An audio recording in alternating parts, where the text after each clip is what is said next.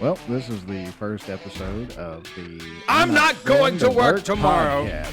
Yeah, I'm not going to work tomorrow podcast. Oh yeah, I'm not going to work tomorrow. Me neither. Welcome to it. Welcome. It's gonna be awesome. We're gonna figure it out. So, we're fucking D&D nerds, and we can't decide who's gonna pick the topic for the first episode. So we're gonna do rollies. All right. All right. I'm Let's not do showing this. you my fucking dice.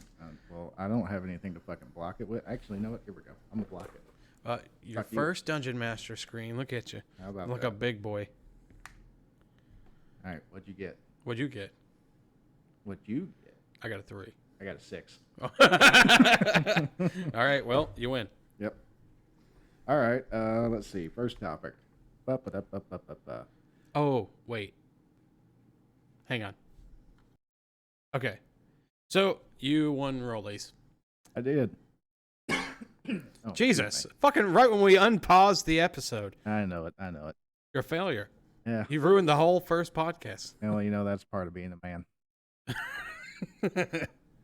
Okay, so what you got? Okay. Well, this is not specifically a D&D podcast, but we could talk about D&D for a minute. I'm in. Okay. Because, you know, the whole rollies thing. Yeah, rollies. So for those that don't know, for the two people, rollies is when you have a D20, a dice with 20 sides on it, roll it, and you see which number gets 1 to 20. Mhm. I rolled a 6. Each rolled. Yeah. I got the highest number. Oh, by the way, I'm Eads. Oh, yeah. By the way, I'm Wolfman. Yeah. Welcome. How about that? Welcome to me. Also welcoming you to me. Wolfman. That sounds kind of gay. Well, You just welcomed me into you. no. I welcomed you to me. You better have a butthole. Well, you know, like opinions, most people have buttholes. Oh, it sounds like you just told me you're open for business. Gonna have to buy a lot more drinks. I didn't buy any drinks. You came in here with your fucking sun-kissed, expecting the world. Okay. Oh yeah, rollies. Originally conceptualized by Critical Role, right? As far as I know, I think that's the first time I ever heard that word. other than our D&D game, Critical Role is about the only actual D&D media I've intaken, other than a few little YouTube videos explaining some stuff. I would absolutely recommend the old Acquisitions Incorporated videos. Yeah, I looked those up on Spotify because that's where I was listening to Critical Role on. I didn't really watch the videos of it, but the doing theater of the mind with the podcast form is pretty good because you get to really you make it your own. You know, you don't have like reading the book versus watching the movie. Right. And I thought it was pretty cool. But when I looked up Acquisitions Incorporated on Spotify, they only have Yeah, and those are when they were sitting in like this actual game room, and it was just them. I think Pat Rothfuss was there playing VRE. I don't know. I haven't listened to any of it yet. I don't wouldn't- want to jump in the story too much, but Honestly, you can jump the fuck around. But I would recommend just going to YouTube because all their best ones happened like at PAX. the con Yeah. that would probably be a. The I listen to most of ads. this stuff at work, Yeah. so I can't really like stream videos, but I do sometimes if I want to listen to darken my screen on my phone. That way, I could probably do it. Yeah. Because when they do it on stage, you know, a lot of their comedy comes from their like physical timing. Yeah. Well, Like- it's just like anything else comedic. They use a lot of it. That like most of their gags are just like the cleric just fucking done with somebody, just looking at him. Isn't the cleric? He's like, so this Acquisitions Incorporated D&D campaign, but it's based around they actually made business out, made a business out of it. Mm-hmm. And the cleric owns the business. Yeah. Drawn He's- Enterprise. He's the boss man. He's the boss, and the wizard and the barbarian and the range are just sort of beholden to what he says. You have to That do what he says. that would be interesting, but also kind of suck because it's like you spent all this time at work during the week, And you now you know, get to do it again. and now you go to work to play D&D. What the fuck's up with that? I think it's charm.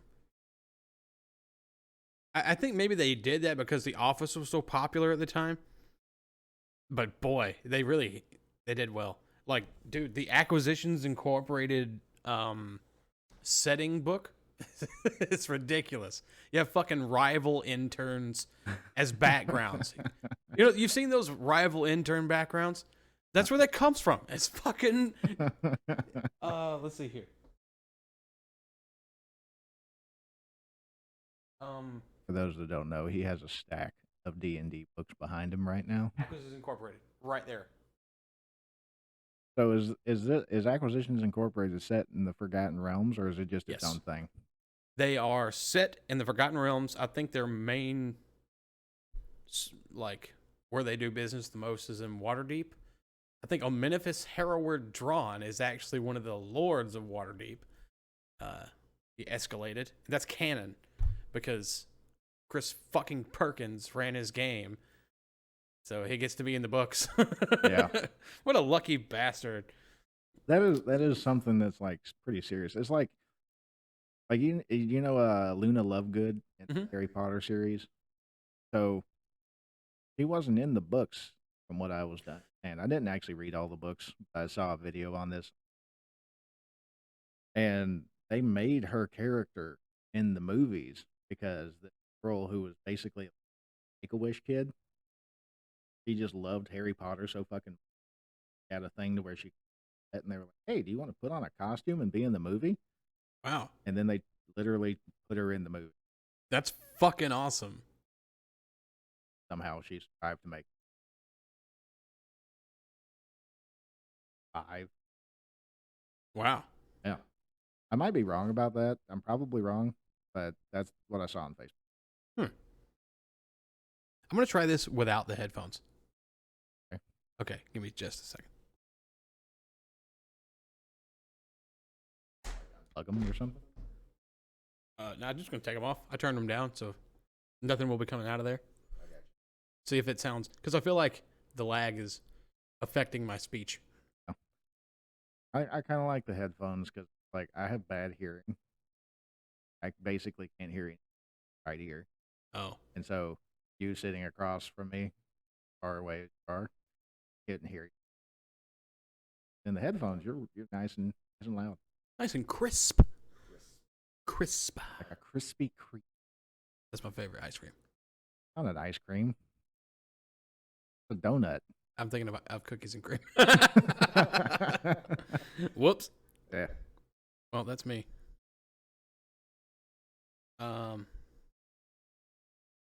Speaking of which, have you ever had a beignet? What the fuck is a beignet? It's it's like a French / Cajun donut. They make them, they're little squares, fry them up just like a donut, and then a shitload of powdered sugar, and sometimes they put honey on. As soon as you said Cajun, I was like, is this a fucking hot sauce burger? No. What is this? Fucking donut. Okay. It's a Cajun donut. They make them down in this place called Cafe Du Monde in Louisiana. Cafe Du Monde. Cafe Du Monde. Cafe Du Monde. It's them Cajuns, they half French. That's right. Like Bill Dotrieve. Bill Dotrieve, yeah, old coon ass. Coon ass. Yeah, that's what they call them fellers. I know that. They Yeah, call that's it- Louisiana. They call them coon asses down in Louisiana. Bill Dotrieve is, he's only technically from Louisiana. He grew up in Texas. Yeah. Yeah, takes ass. Yeah, he's the bulldozer. I love that show. It's a great show. I actually rewatched it. Go on Hulu, I think it was. Yeah. Oh, dude, did the new season come out? No, they made another season. Yeah, they were making a new season. Oh my god, I need to know if there's a new season. We'll check. We'll check after this. Yeah. Should we do it in the podcast? I don't know. It seems like it might take time, but let's find out. I didn't realize they were making another. That kind of makes sense because what's that? King of the Hill and Beavis and Butthead and Fucking. God damn it. If you hadn't have said something about it, I could have. If you hadn't said something about it, I could have told you. It's fucking Mike Judge. Mike Judge, yeah. Mike Judge. I think Mike Judge might be needing some money because he's rebooted Beavis and Butthead, and now apparently he's rebooted King of the Hill. So it's coming out on Hulu exclusively, the new season of King of the Hill. I'm not seeing a release date.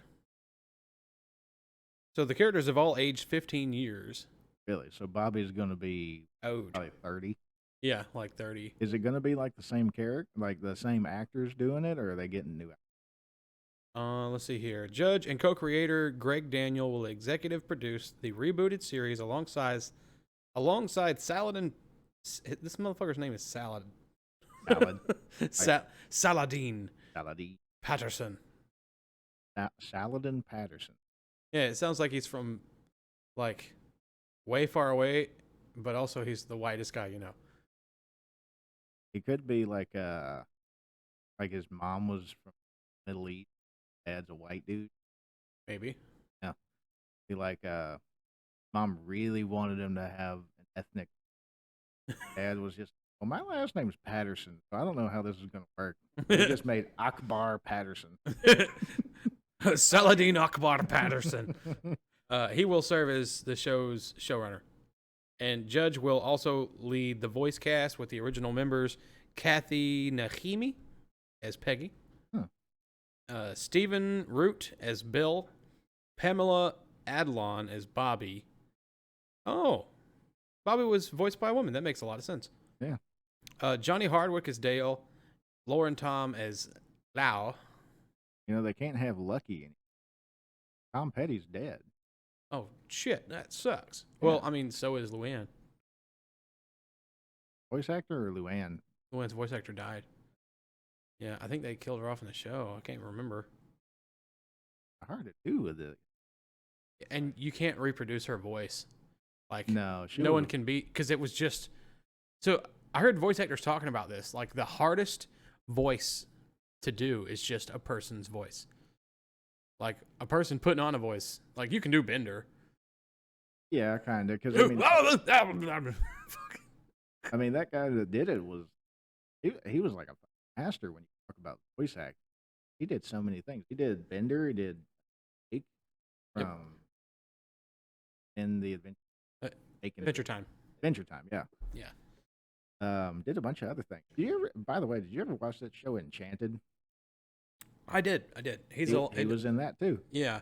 And Billy West, who did the voice for Fry, he's probably like my favorite voice actor of all time. He did the voice for lots of people. He was the voice of Doug Funny. Really? Yeah. Doug Funny is also Fry. Fry and Doug Funny are the same person. Same person. And the reason, so like he liked the Futurama project so much, or maybe he needed the money.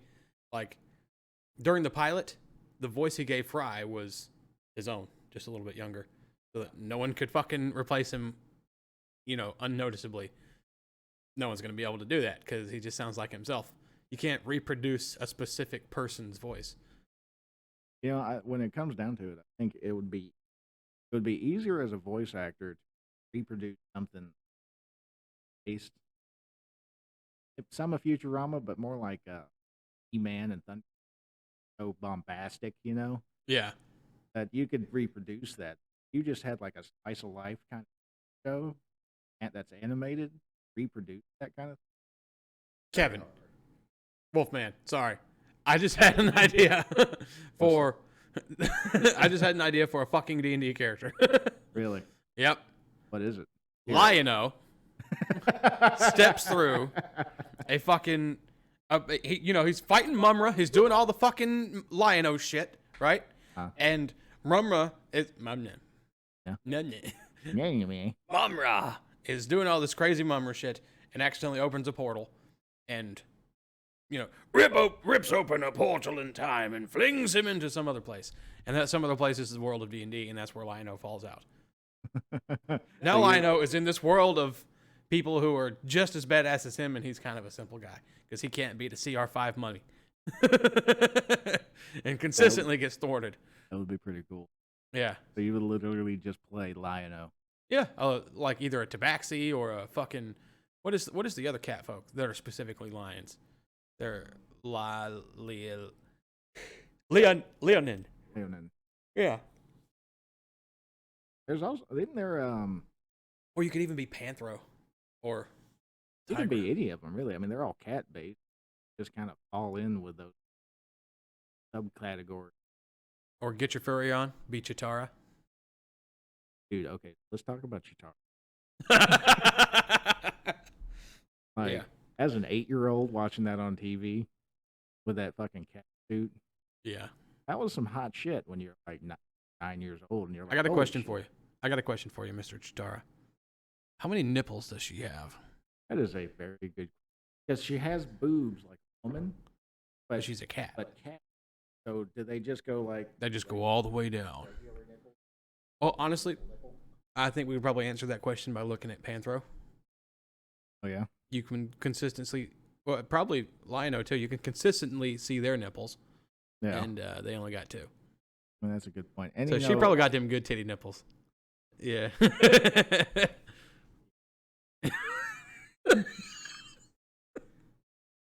All right. yeah. Now that we've gone down memory lane and weird things that gave you a boner as a kid. Yeah, isn't that something? Yeah. All right. You know what? I'm gonna ask the weird. Okay. What, as a kid, what was the weird thing that gave you a boner? Doesn't even Out of have to nowhere? be sexual. Lola Bunny entering the court for the first time. In Space Jam. Yeah, definitely. I can 100. There are also several like horror movies that had sex scenes I wasn't supposed to see. Yeah. But I watched them. So somebody they'd be like, "Hey, we're going down the street to see your Aunt Wanda. You want to come?" "No, I'm okay. I want to watch cartoons." Immediately puts in Death Warmed Up. That's definitely like B movie from the 80s that you have on tape at your grandma's house. Yep. Yeah. That's exactly what it is. I had Death Warmed Up and The Carpenter that I would put in all the time. Yeah. There was just 2 movies that had sex scenes and I knew where they were and I seen some titties. Like, oh boy. It might be why I have a thing for redheads, because Yeah, you know, because shit like that imprints on you when you're a kid. yeah. And freckles. Boy, as soon as that shirt came off and I seen them freckles, I was like, oh, that's what titties look like. Yeah. They're covered in freckles. There's just like 2 really big ones and then a bunch of smaller ones. You know what it was for me? Impossible. Oh, wow. Yeah. Impossible, huh? Yeah, you remember that show? Yeah, I do. Flipping around, doing all kinds of acrobatics and shit. If I recall, she had some pointy ass tits. She did. She was very what I would describe as like Wilma-esque in that kind of fashion, you know, like that art style of drawing pointy boobs for whatever reason. Mm-hmm. Like, why were they so pointy? I don't know. I guess it was I don't know. I can't even, because like, you reckon that's a titty nipple reference? I mean, it could be. Like, maybe it was just really cold when they going for it. Yeah. It's just really cold in that art studio. Like, you know what? I'm going to draw pointy titties. You know, the voice of Kim Possible was fucking Ren Stevens. Yeah. Isn't that something? Okay. So you want... I'm full of segues. So Yeah.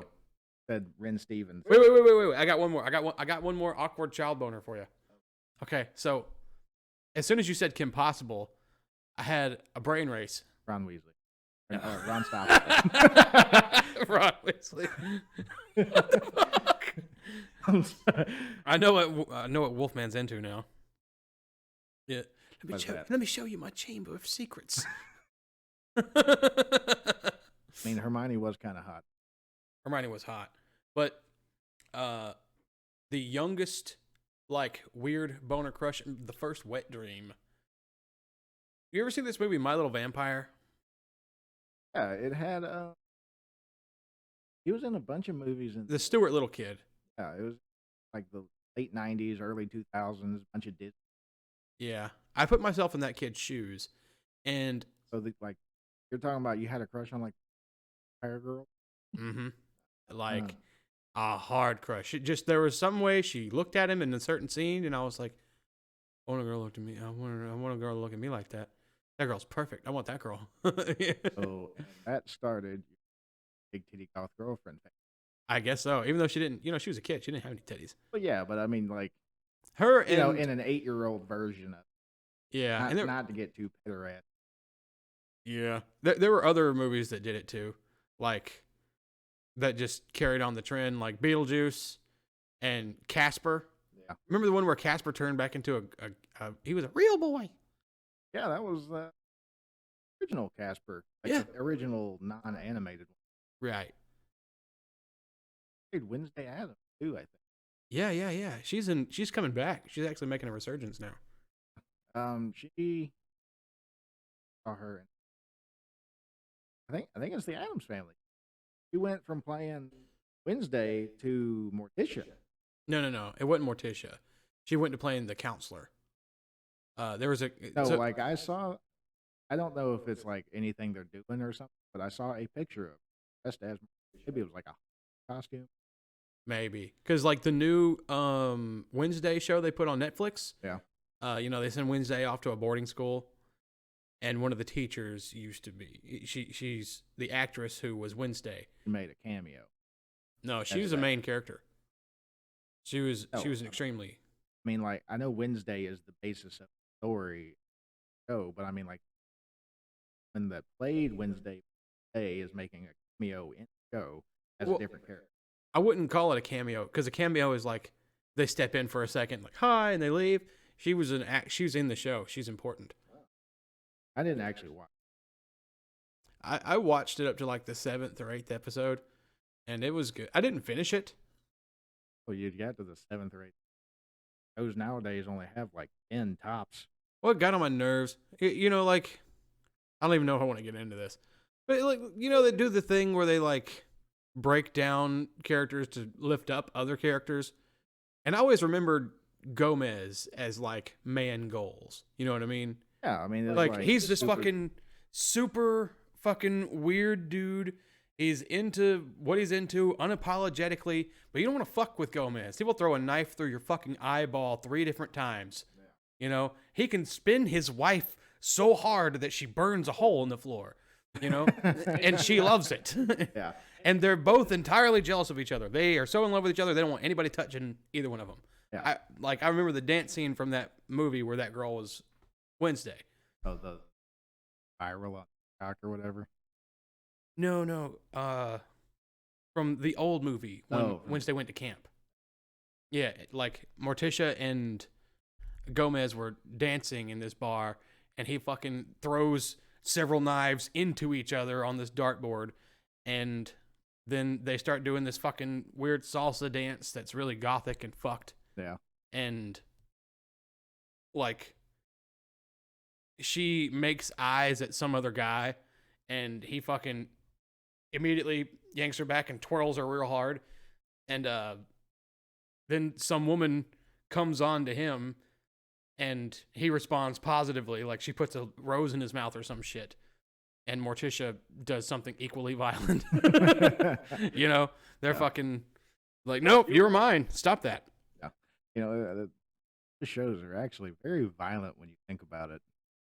They're the Addams Family. Yeah. They kind of like. Yeah. In that same movie, Uncle Fester married a woman who time after time tried to kill him for his money because they're rich.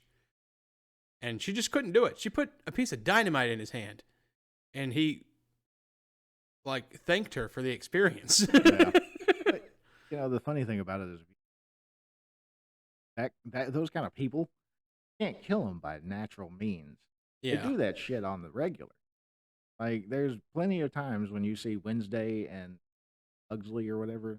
In son's name. like guillotines and shit. Yeah, they play with that shit. They Yeah. shoot crossbows at each other and hit each other, for that matter. They're indestructible. Yeah, you can't kill them. You got to do something like I can't say give them a rose. Got to kill them with kindness. You can't even really. Oh, fucking! Remember how Fester was getting weird whenever he left his family. He was getting all strange. Fucking Wednesday looks like she was getting all strange. Being away from them was having an effect on her. But I think that was actually just part of her plan. She wasn't actually getting strange. She was just making everyone let their guard down so she could ruin their lives. She's evil. She's like pure evil. Well, you know. But so back to the point to why I didn't finish the new Wednesday. Okay.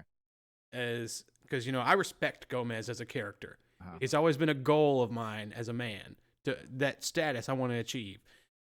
But in this movie, they turn him into a blubbering, stupid, useless man. What is it about that sitcoms do that? Like a lot of times, the Addams Family was unique for that. That Gomez was kind of like almost a figure that you could look up to. But if you look at shows like, remember Mike and Mom? A little. Is that the one with? Explain it to me. Go ahead.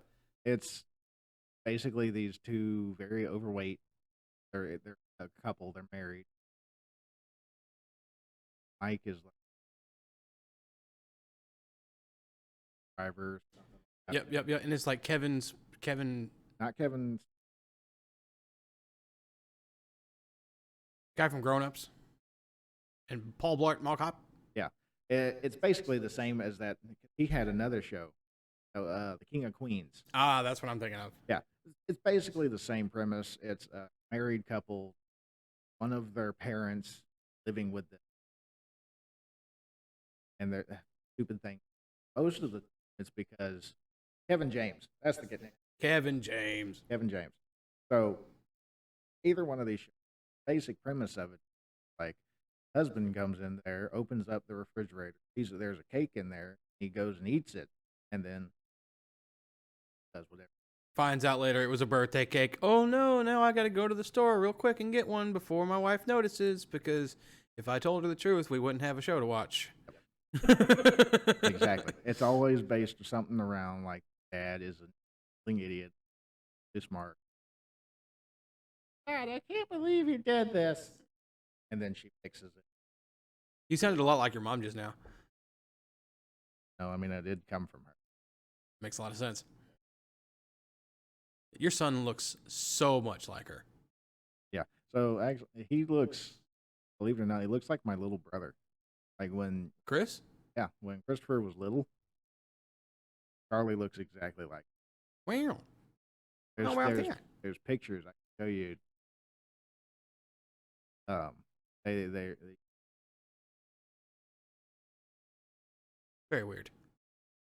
But, you know, it happens. Like, me and my baby brother are almost, when I was a baby and he was a baby, we looked a lot alike.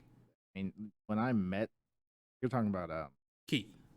Yeah, when I met Keith 17 years ago, much younger. Yeah. He was like 5, something like that. A little baby boy.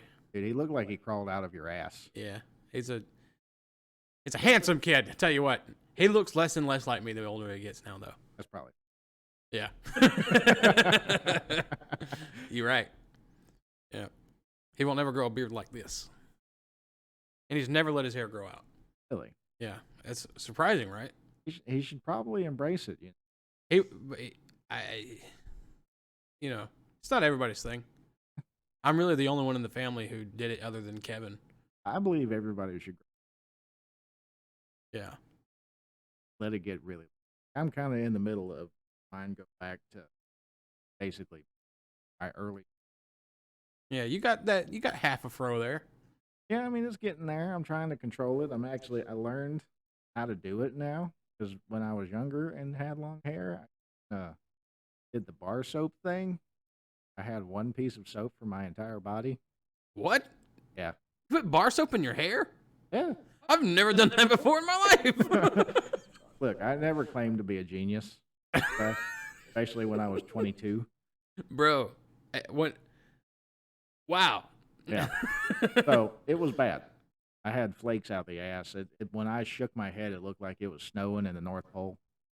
I, you know, I didn't use a shampoo that wasn't Head and Shoulders until until I was like 18.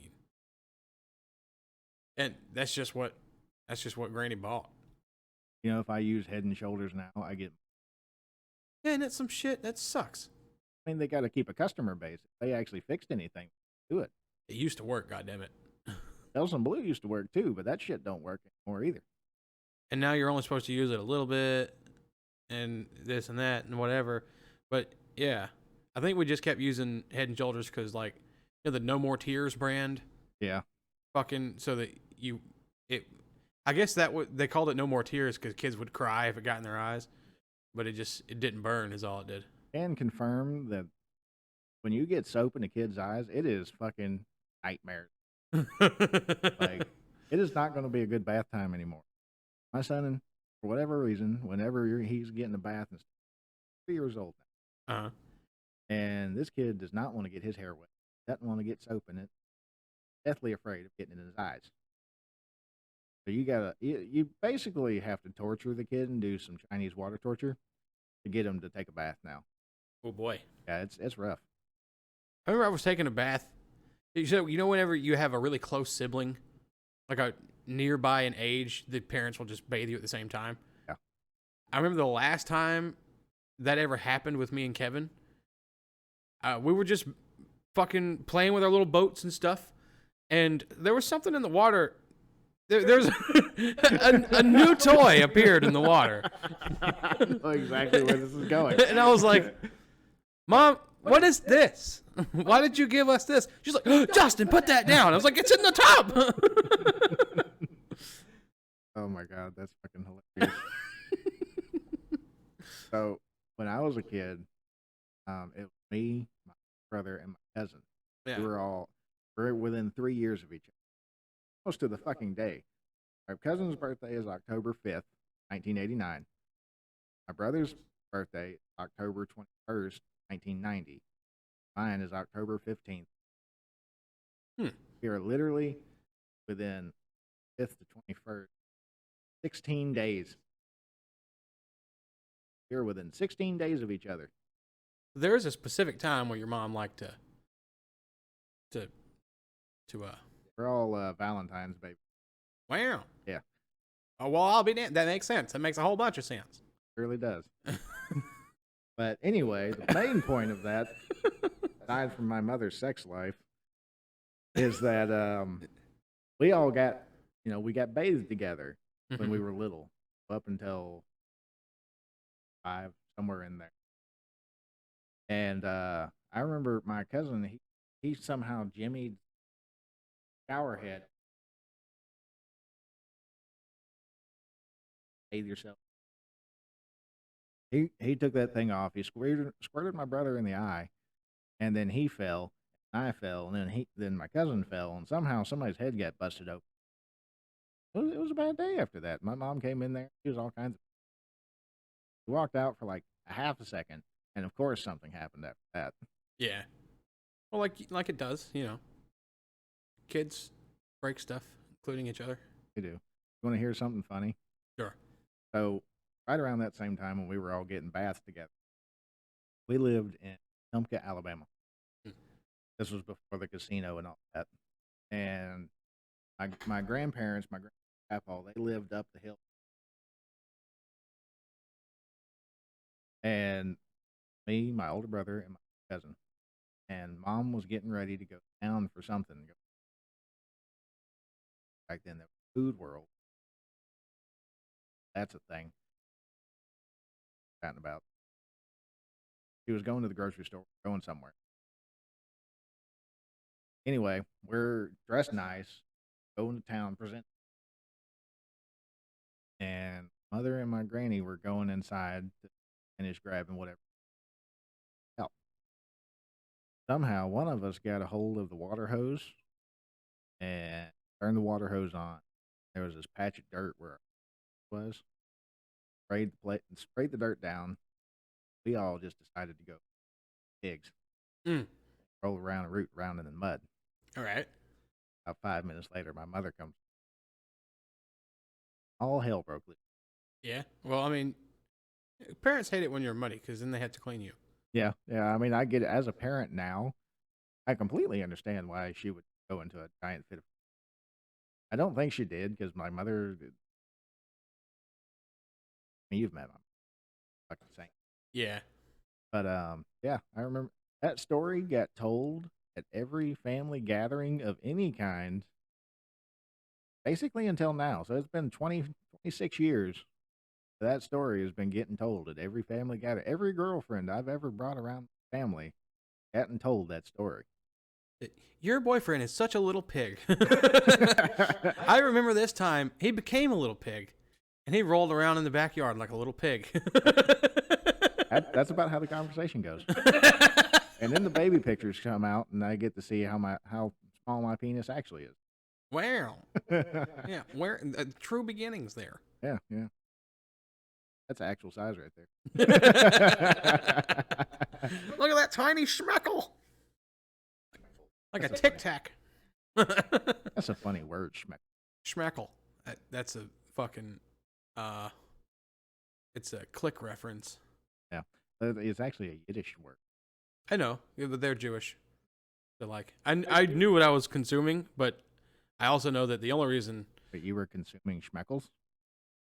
okay, so we brought this up earlier.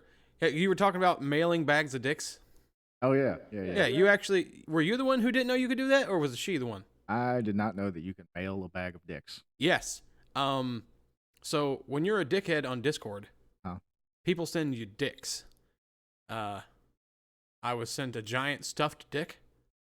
Yeah, as I have seen. Yeah, Mr. Pee-Pee Man over there, and my good buddy Meals. Hi Meals.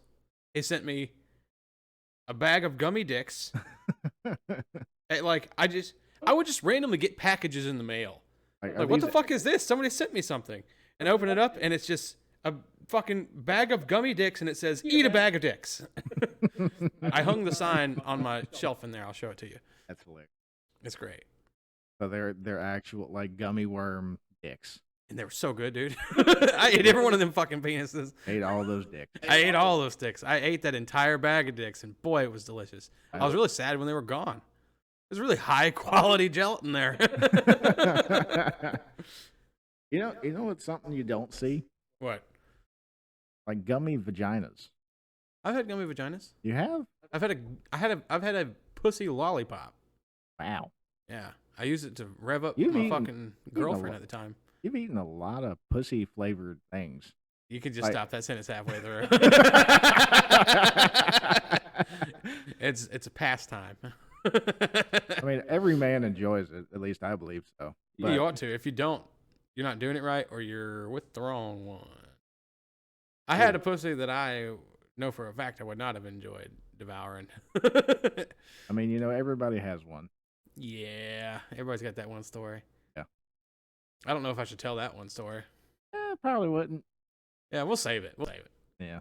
Yeah. Well, I guess you could tell it. You just can't do any names or anything. Yeah, we'll conceal for the innocent. She knows who she is. You know who you are. You know who you are. You know what you did. Yeah, she didn't wash her pussy, apparently. Yeah, for a fucking while. I think she had an infection or something, bruh. I wonder if it still stinks. I don't know. She's married now. Well, then some other fellow's problem. Joey is. Fucking the guy who dated her after me, he couldn't help it. He told his friends while he was still with her. He's like, man, it's real good, but that pussy stinks. I mean, honestly, that's fair. Yeah, I mean, gotta take the good with the bad, I reckon. That was also the most awkward encounter I've ever had before in bed. Ever. I have to tell this one. Okay. Okay, so, and you have to tell me the weirdest thing that's ever happened to you afterwards. Okay, I got one. Okay, so this girl, you already know about her. She's got the stank. Uh-huh. And the first time we did it in a creek, right? And I didn't know why. I think you've told me this story before, so I'm not going to stop you. Okay, yeah. I didn't know why we did it in the creek. She just wanted to do it in the creek. And it turned out that, she just wanted her lower half to be underwater, and we were next to a bridge. So I was like, well, maybe she just didn't want to be seen, but they're going to see me fucking plowing you, so whatever. So I have a question. Yeah. When you looked downstream, did you happen to see any fish going belly up? I wasn't looking downstream because she had fantastic tits. She had You're amazing tits. staring straight into those tits.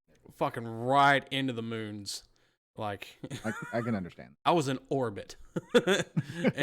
and she was in good shape, It wasn't like they was, big old, big old Fat ones. big old fat tits. There was good titties with good titty nipple. But yeah, anywho, the second time we hooked up was in my room, and the first position we took was like I hit it from behind. And immediately when I pulled them pantaloons down, the first it hit me. It like a fucking jolt of inspiration. Like fucking I was just doing equations in my head like this is why we did it in the creek. This is why she was so hesitant. This is why it took so long. This is like that meme of that woman. And doing all yeah behind her. Have you ever taken a whiff of smelling salts? No. I imagine that's about what you're facing.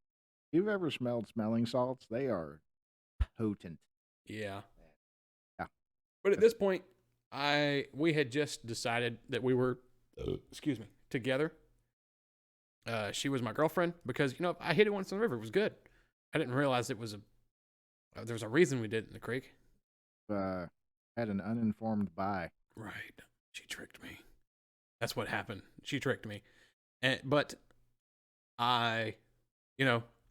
had already assumed the positions. And for me to be like, you know what? I don't feel it would be obvious that I was doing it. Yeah. Because of that. And she didn't want to acknowledge it, clearly. So for me to acknowledge it, huh? Well, yeah. So like, I just had to soldier through it. Fucking up and go. And it still the pussy was good, but it just smelled so bad. I'm gonna play devil's advocate. Well, I'm not even to the weird part, but go ahead. Maybe she just had an odd, because if the vagina is a self-cleaning organ, Right? it's supposed to be able to regulate itself, go about it. Right. So it has to come down to something that wasn't supposed to be in there. Yep. Or she's eating something not good. She ate a lot of. Yes.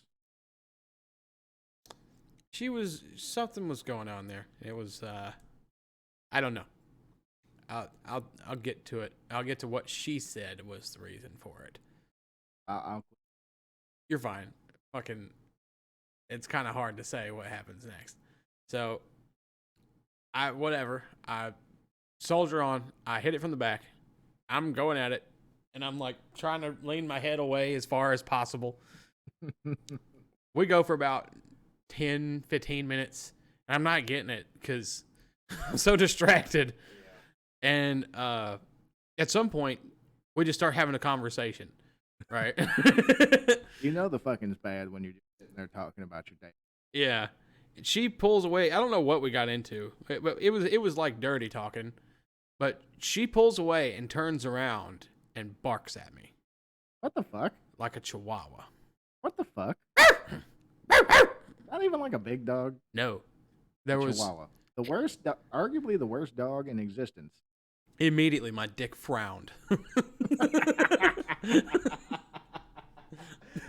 God. It was fucking awful. I don't even remember how that encounter ended, but I think my dick would end. It was like I would have a vagina if my dick was like, all right, it's time for a smoke break, man. How much of this do I have to endure? Where's OSHA? But we need OSHA regulation. So she stayed at my house that night, and I went to work the next day. And when I came home, I just wanted to hit it, you know. I hadn't showered or anything, just straight out of work, and I tried to just get in there. Yeah. And she was like, "No, you have to take a shower first. If you don't shower and then you fuck me, that's how my pussy stinks." Bet your pussy already stank. Yeah, there's something wrong with your pussy. If a dick that smelled that, if you got dick cheese in there and that's why your pussy stinks, you should probably address that. You should definitely some kind of cream Or a douche. douche. I will buy you a douche. maybe like some Gold Bond foot powder. Yeah, I stayed with her for about another month, and well, it may have been a little longer, but I had started, looking elsewhere. I was in my pretty boy stage. I was all in good shape and shit, continuing to lose weight at the peak of my physical fitness. So I was like, I can do better than stank puss. Yeah. So I bailed. I think you made the wise decision. She was a sweet girl, though. I mean, there's nothing wrong with her. Just her pussy stank. No, there's something about everybody. Yeah. I really felt bad about that one because she called me like 6 months after that wanting to hang out, and I told her I would come to this party she was having, and I ended up being the one that blows off the person that like prepares for you and waits for you, and then you never show. Ow. Yeah. When I've been on the receiving end of that a million times. Well, shit happens. Get older, you learn stuff. They do. And that's how she found the new guy who was like, boy, that pussy's good, but it's time. Well, there you go. See, it worked out in the end. Now she's married, probably is working on some children. Yeah, I think they have children. Yeah, it all worked. Maybe after a childbirth and all that, maybe she body hit a hard reset. Maybe. If there's a silver lining in this. And if you're married to a woman with a stank pussy, you've been frank with her about her stank pussy. Oh yeah, once you've gotten to the ring stage, there's no holding back really. You can kind of just be like, "Hey, that shit stank. You do something about that." That thing. That you might even. I'll tell you what. I'll make you a deal. You wash that motherfucker, you'll catch a tongue. Scrub it now. Yeah. All right, so I guess I'll tell you. This was definitely probably the most awkward experience in general, and then sexually. Right. So, I had been single for a while. I think I don't think I was quite old enough. I had to have been about 20. And had my own place and all. I got on. Do you remember Plenty of Fish? Yeah, I remember POF. I remember that shit.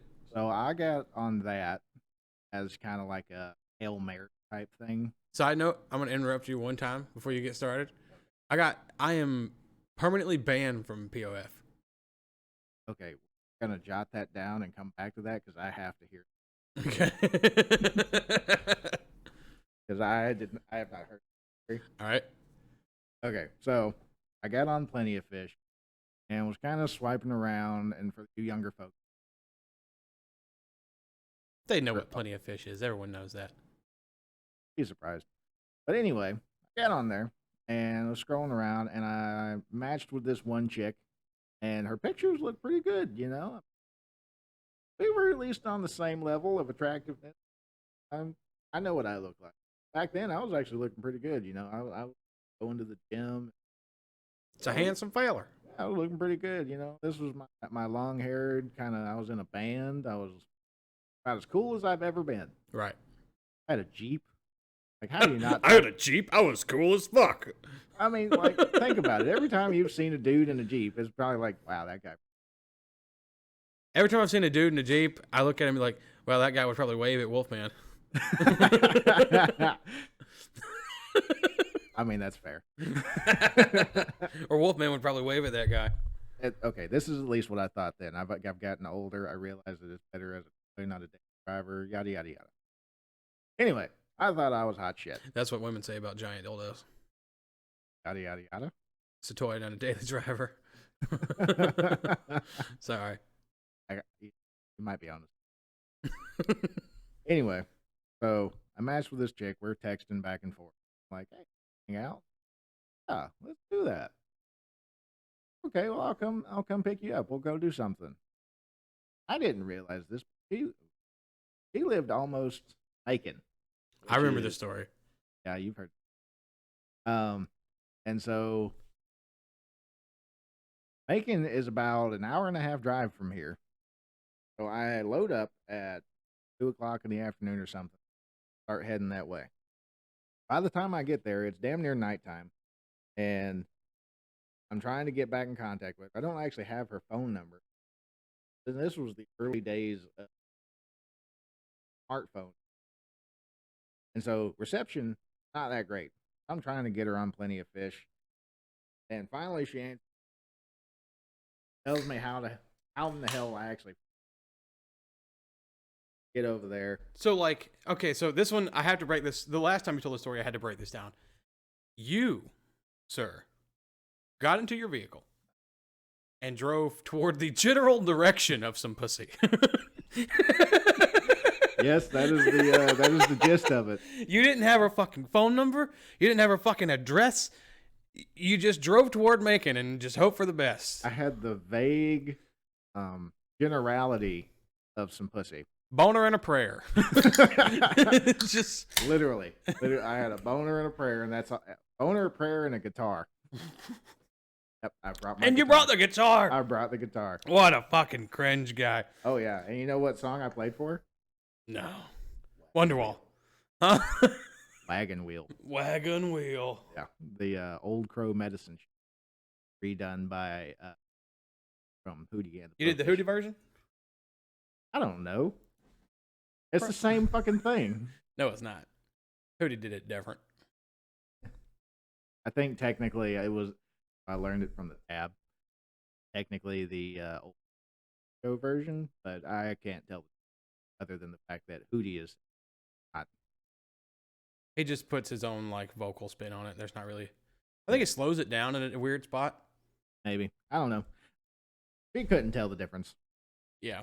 Anyway. So that wagon wheel won you some of that Macon pussy, huh? In a way, yeah. It was not. So did you sing to her in her room? Story. What? Did you sing to her in her room? No, I sung to her on the front porch of her mom's trailer. Oh boy. Yeah. Oh boy. Yeah. Okay. So, let's not skip around too much. Right. So anyway, I set out on this adventure with a boner and a prayer and a shitty guitar. Mm-hmm. And I'm driving out there. I stop in the town and I'm trying to get in contact with her.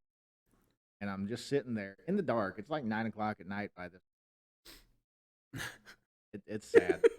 It's sad. I can just imagine Wolfman in a strange town, fucking rock hard. By the way, this town resembled Maplesville in the sense that it had, I think it had stoplight.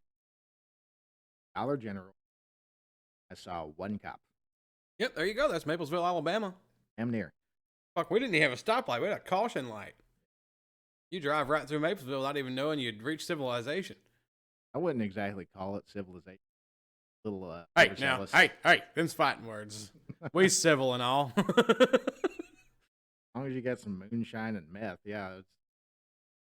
I've seen very little actual moonshine, and I've never actually witnessed meth. I've never actually seen it before.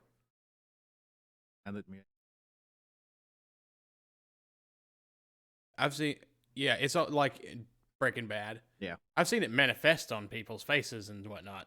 Oh, yeah. But you can always tell. But anyway, back to this. Sorry. So I'm sitting there, finally getting contact. Parents are here, but you can come over anyway and we'll hang out on. And so I get over there and we go walking down her dirt road. Coyotes howling all over the. That's actually kind of hot. I don't even know why, but that's good dirt road pussy. By the way, was she hot? That's what I was about to tell you. So her pictures, she's about 100 pounds lighter. And she looked really good in her pictures. You know, I thought she was attractive. She had this dark hair. My thing. Not necessarily pale, but had this kind of in between. Yeah, nice in between. Like she had seen the sun this week, but she did not lay out for it. know what I mean? And you're saying that she was lighter in her pictures? I mean, her complexion was about the same. No, I mean her weight. Oh yes, much lighter, much lighter. So she was heavier in person. Yeah, she basically catfished. She just sent you. It'd be like if I showed a girl pictures of hot me, Yes. and then they showed up now. Yeah, I don't know the Webster's dictionary version of catfishing, but excuse me. I chalk it up. It was at least pictures of her, but now that I think about it, I know that probably like her Webster's high entry. school. It's she got them angles, bro. That's that word. It was the MySpace angle. Yeah. Remember the MySpace angle? Yeah. It was those. Yeah, way up above your head, looking down. Yeah. So anyway, I get there, and she's actually a nice girl. She was very accommodating. We actually didn't have sex that first night. But we hung out, and I played her my guitar and stuff, and she's like, it's getting kind of late. I got to go back in, but you should come back tomorrow. Yeah. Fuck it. I'm doubling down. I'm just gonna get a hotel. It's fine. No, I didn't get a hotel. I went home. I drove the hour and a half home. Fuck. Kicking my own ass the whole time, just thinking, God, you're so fucking stupid. Why you're doing this for some pussy? Like, you better get some pussy tomorrow, motherfucker. Yeah, why couldn't you find why couldn't you find somebody like in your own goddamn town? I don't know. It's a huge town. I don't know. I thought she was in town when I started this deal. I was very wrong. I mean, I can't blame you. I've done the exact thing, at least 7 times. Yeah, I haven't done it that many times. I've literally only gone out of town twice. Well, I've done it a few times. Well, if you count my first girlfriend, went out of town a lot of times technically. I only went out of town for 2 girls. Anyway, so I leave, I go home, and I wake up the next morning and we're kind of texting and stuff, and she's like, "Hey, you should come out." We're okay. Get my shit together. And when I get there, her and her little brother jump in the Jeep with me, go to this little pond stuff.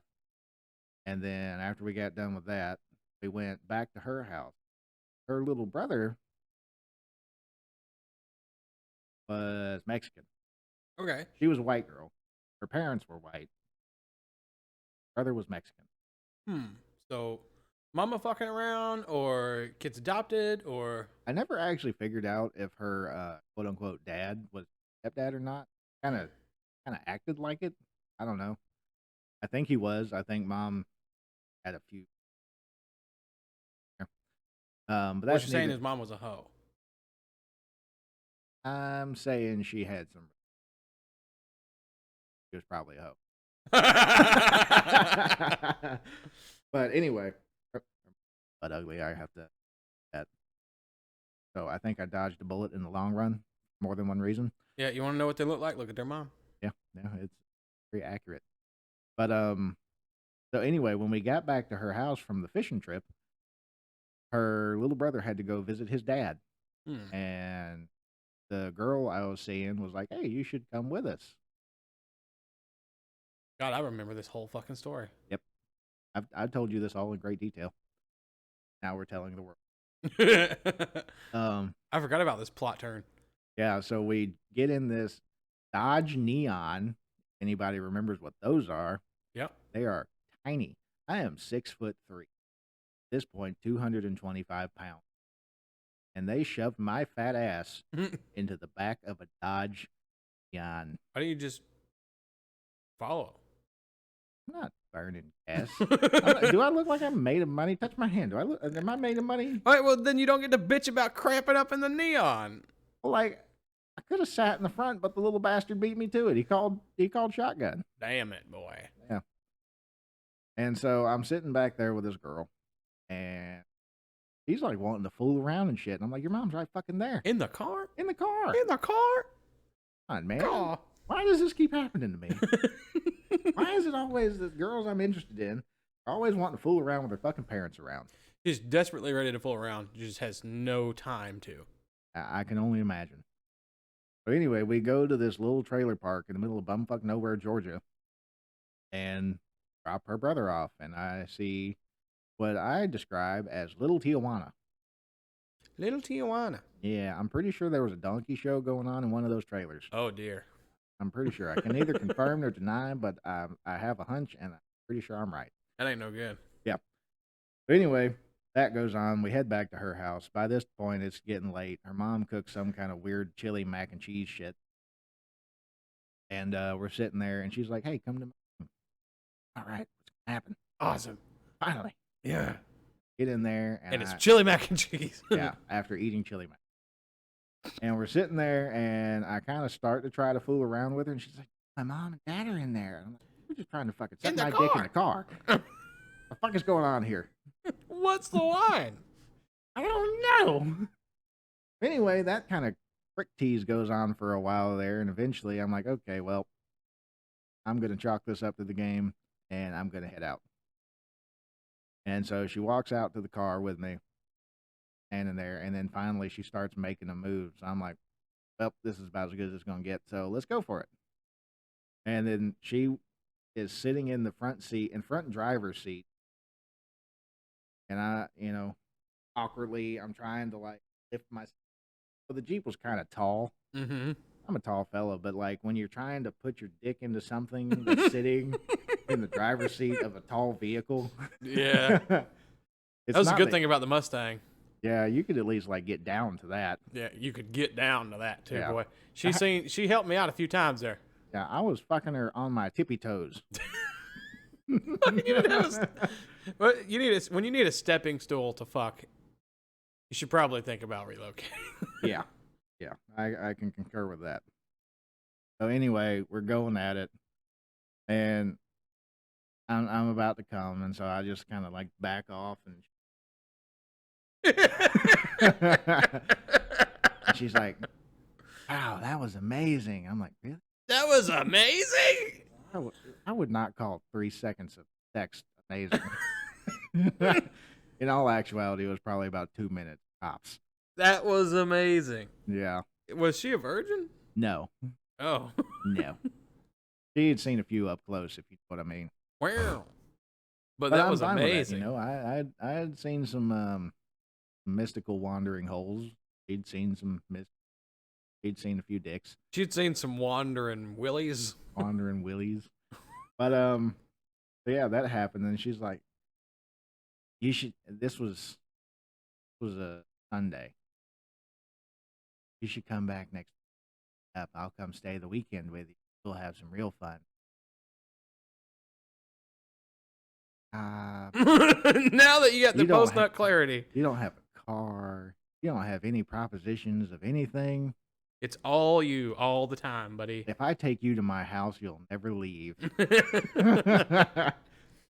And eventually mom's going to come and be like, "Why you bring my daughter back?" I'm not with bro. Yeah, knowing my luck, she'd end up pregnant and I'd be stuck. Yep. So after that, I never talked to her again. I completely ghosted her. She tried to get in contact with me for a couple days after that, couple weeks after that. Yeah. Yeah. Well, you can't feel too bad about that one because I think every human being has a story like that. I imagine. Because, like, I've been ghosted. I've been ghosted too. Like after Smash. I was clearly just used for, a dildo. Like, why didn't they just get a dildo? They could just use it whenever they want it. You can't possibly upset the dildo. No, it's an inanimate object. Yeah. But, I mean, it happens, I guess. Why didn't you just get a pocket pussy? Okay, let's talk about that for a second. Why is it that it is, like, embraced and celebrated when a woman buys a dildo, but if a man buys a pocket pussy, it's disgusting? I don't think it is. I've never heard anybody say it was disgusting. It grosses, well, that's fair. It kind of does gross you out some, huh? It does, doesn't it? Because it's like... Because it's an orifice. You just have this disembodied orifice. Put your member in. Fuck it. Yeah, but, like, you don't know what's in there.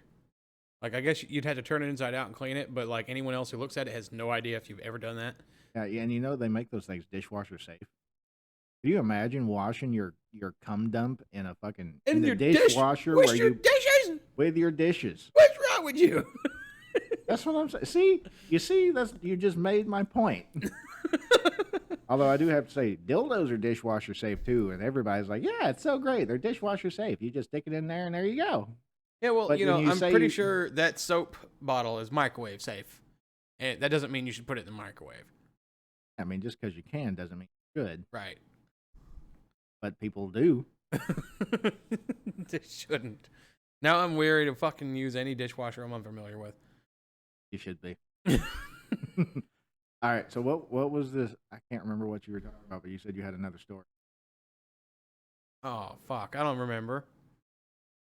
Oh, why you're banned from Plenty of Fish. Oh, yeah. Okay. I'm banned from Plenty of Fish. It's really not that good a story. Really?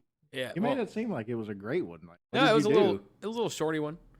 Like, I'm permanently banned from Plenty of Fish because I had discovered a line that worked. That would get, I had discovered a first message that would consistently get responses. Really? From a wide variety of women. I don't remember exactly what it was, but it was just confident enough and just, like, cocky enough, but still, like, approachable enough that most women would respond if you weren't butt fucking ugly, right? And I sent it to too many women at once, and the algorithm said, "You're a bot," and banned me. Banned my whole fucking IP. Okay, so what was the line? I don't remember. You fell on fucking gold and you don't remember what it was? Dude, it was like 10 years ago. I mean, that's fair.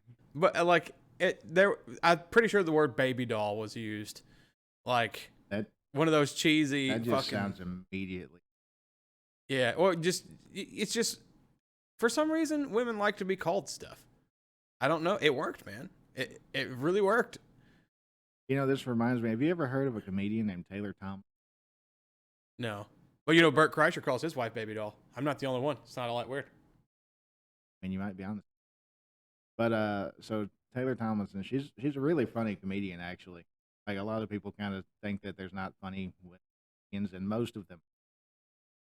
But she's actually and she has this one where somebody on Tinder sent her this really weird emoji. That was it. No hey, no hi, no nothing. One emoji. Dude, what the fuck's up with that? What are you doing? What does this mean? And he wrote back and said, well, usually with the response that women give to this, I can kind of tell what you're about. Said, okay, well, what did you find out about me? And he was like, well, you seem to have trust issues. You want the truth immediately, and you have some emotional damage. Her response, like, not in the text, up on the page there. Oh my God, I can't believe this actually works. Like, what the fuck is up? Oh my God, I have to go see my therapist. So I guess his thing worked. Works really well. Yeah. What was the emoji? Because I want to start sending that bitch. I don't know. She did a face like a...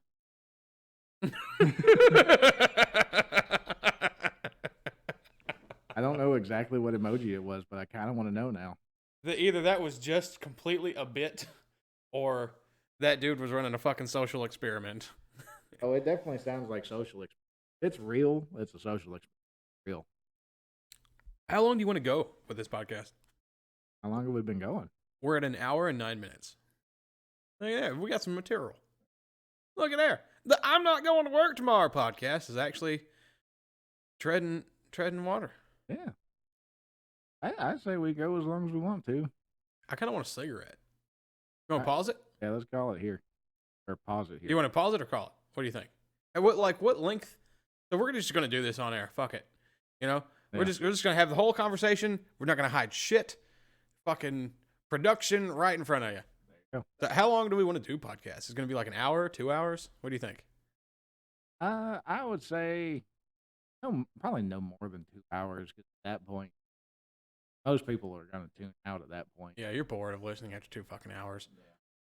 But then I've also listened to podcasts that went for like 4 or 5 hours.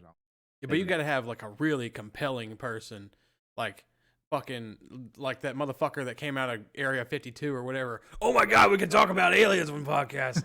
I have so many alien stories. Fucking, I have theories about aliens. I don't know if I personally have any theories. Well, surely I do, because you come to your own conclusions after you watch, videos with stories and shit. And boy, I've watched some videos. Okay, well, let's put a pin in it right there. We'll come back and talk. Fuck I yeah. actually have some stories. Let's go. All right. All right. Pause.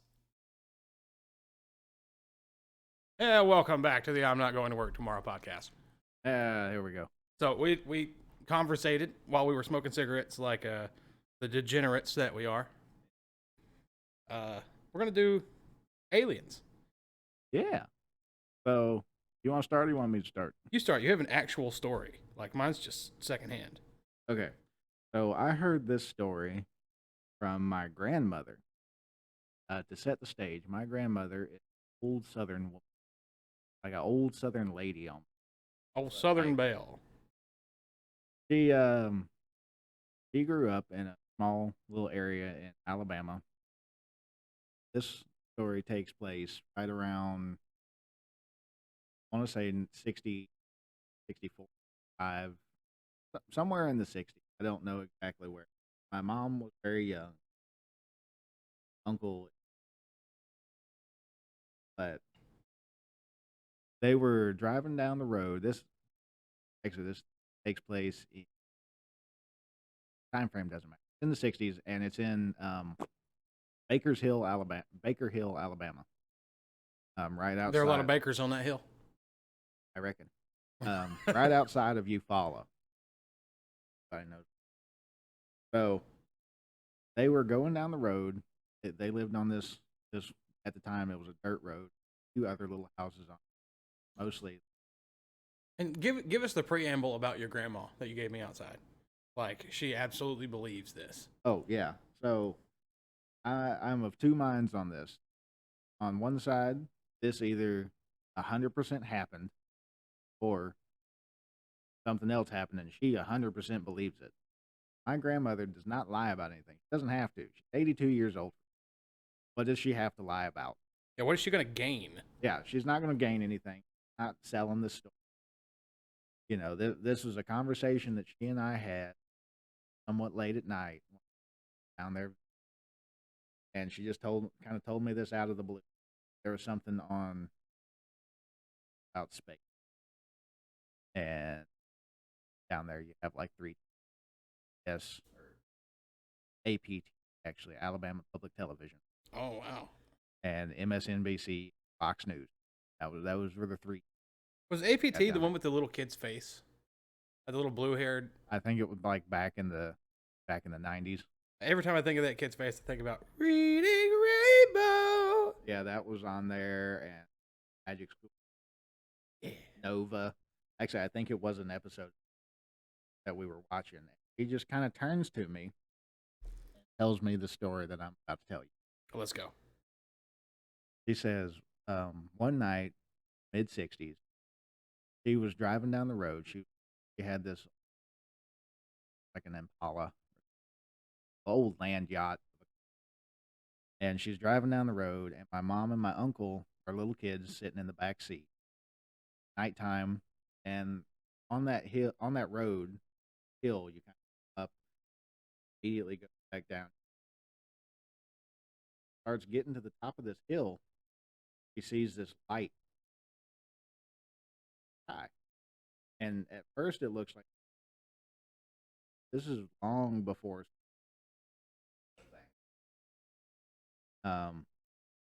they get to the top of this hill, goes down, looking at it, and it goes away, back to the right. And she sat there and watched that thing, and it seemed like an hour had passed. Starts the car back up home. And she told me that she had not told a soul that story. How old were your mom and uncle? They were little kids, so mom was born in 63. So this had to have been somewhere around 65, 67, somewhere. Mid to late 60s. Um, and so my uncle is about 3 years older than her. So he was 3 or 4. He 5 or 6. 5 or 6, 7, something. And so yeah, she hadn't told anybody that story until I think she told one other person besides me. And then I talked to my mom about it, and she vaguely remembered. Like she doesn't necessarily remember the light or anything, but she remembers my grandmother being very distraught after, and like very taken aback, I guess. But all she saw was the light. She didn't see like an actual craft or anything. No, but you got to think too. This is The 60s. the '60s. Helicopters are not a very popular thing, and this is the middle of nowhere, Alabama. And it darted. It darted left, it right, and then straight up. And how many millions of stories there are like that? Yep. Like exactly like that, describing exactly those actions. Like, what was that thing out there doing?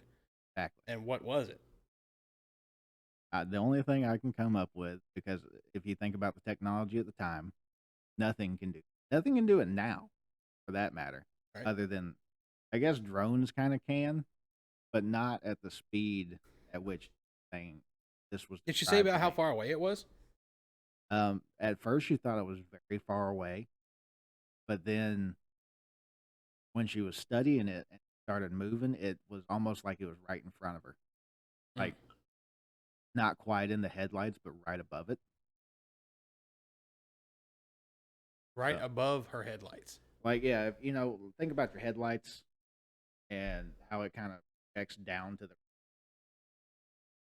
Think about 20 that, but like within your height distance. So she could have been seeing something relatively small. Yeah. Do you remember that? Did you ever watch the old Twilight Zone? Very rarely. Again, taking it back to APT. It came on every now and then, and I remember watching it. Yeah. So when I was living at my granddad's, it was after Granny had passed, and we got rid of satellite just because, we couldn't really afford it out there. It was really expensive. You know how expensive satellite is. So we dropped it, and like we were running off of just local channels. We put a fucking wood burning stove in the living room. Fucking, we was out in the woods, boy. And we was making our own warmth, and we was just watching what the good local government give us. And there's some parallels here. South Korea, North Korea. Yeah. Yeah, we was on our own. Yeah. But I'd drive 45 minutes to fucking work. It doesn't matter what direction you go, and there's only two. Like, you're going to be driving 45 minutes before you get anywhere that's worth a damn. Damn near 45 minutes back to Maple. It was 20 minutes to Maple. Felt like it was 40 minutes there and back. If you're planning to go to Maplesville, you need to set aside at least an hour. Like, it's not like Publix right down the road, 10 minutes there and back, boom, done. None of that shit. Not at all. If you want to there and back, you're going to the liquor store. Yep. The only liquor store open on Sunday in that county. Yep. Well, and that county is fine, but Chilton County. Oh, yeah, you're right. Yeah, Perry County is where I was from. Chilton County was dry. And, yeah. Don't you love blue laws, folks? Well, no, Chilton County wasn't dry. Maplesville was dry. Yeah. And so, that was the closest thing to quote-unquote civilization. Yeah. And Maplesville just now started selling beer. Did I ever tell you that? Really?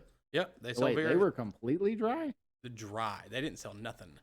Like, not even. You had to go to Plantersville or to Pintucky to get beer. Plantersville, Pintucky, or Clanton. By the way, folks, Pintucky is a real place. You can look on Google. Yeah, Maps. it's like Kentucky, but with pines. That's how boondocky we're talking about. Yeah, population like 24, 23 now that I'm gone.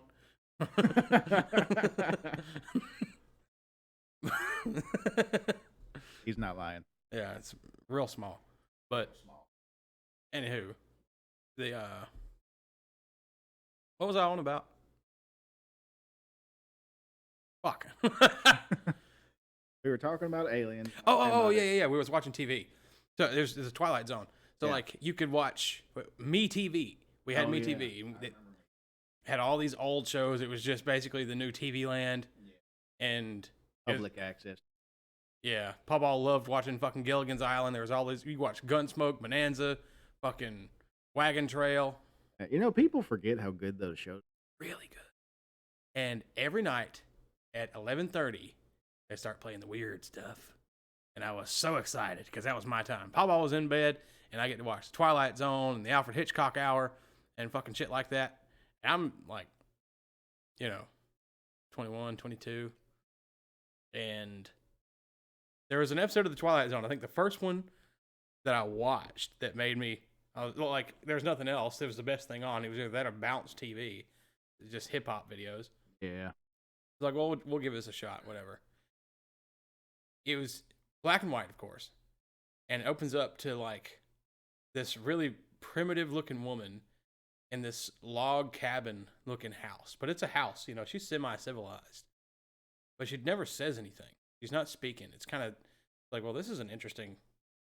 It's like a silent film or like just a dialogueless film. And she's just, living alone in like this cabin out in the middle of nowhere. There's no neighbors. She has a sink and dishes and stuff. So, she's got some sort of plumbing. Or maybe, she had some sort of plumbing system. I distinctly remember her having a sink, but she might have had like a wood-fired stove. But anywho, she was primitive. She was wearing a dress, so they had cloth. But whatever. She started. She saw something in the sky, like fall out of the sky and crash land nearby, and she was like, "Oh shit!" She didn't say "oh shit." She just was visibly, shocked and worried. Like she's clearly never seen anything fall out of the sky. And she runs inside her house. She closes the door. And these little men start bothering her.